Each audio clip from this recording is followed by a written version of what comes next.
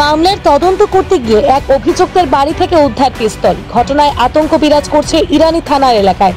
রবিবার ইরানি থানায় জিয়াউল উদ্দিন ও মঞ্জুর আলী নামে দুই ব্যক্তি জীবনের হুমকির বিষয়ে একটি অভিযোগ দায়ের করেন গৌরনগর ব্লকের অন্তর্গত ঢেপাছড়া এডিসি গ্রামের নুরুল ইসলাম নামে এক ব্যক্তির বিরুদ্ধে।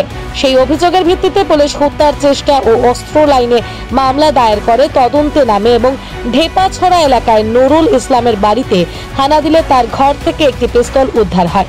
পুলিশ নুরুল ইসলামকে গ্রেফতার করে থানায় নিয়ে যায় এবং জিজ্ঞাসাবাদে সেই বন্দুকটি তার নিজের বলে স্বীকার করে।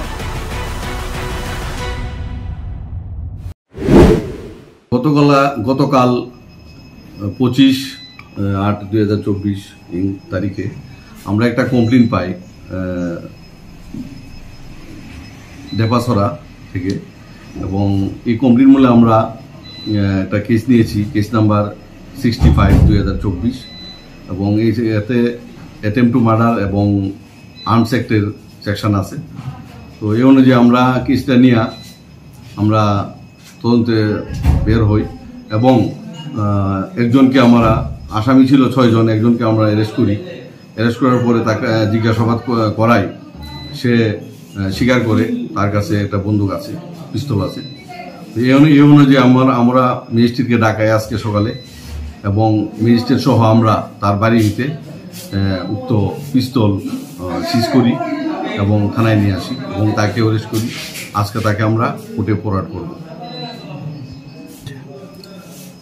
নতুন আইনে হয়েছে, এখানে নতুন বিএনএস আইনে হয়েছে এবং বড় সেকশন আছে। এখানে সেকশনগুলো হলো 109(3)/3,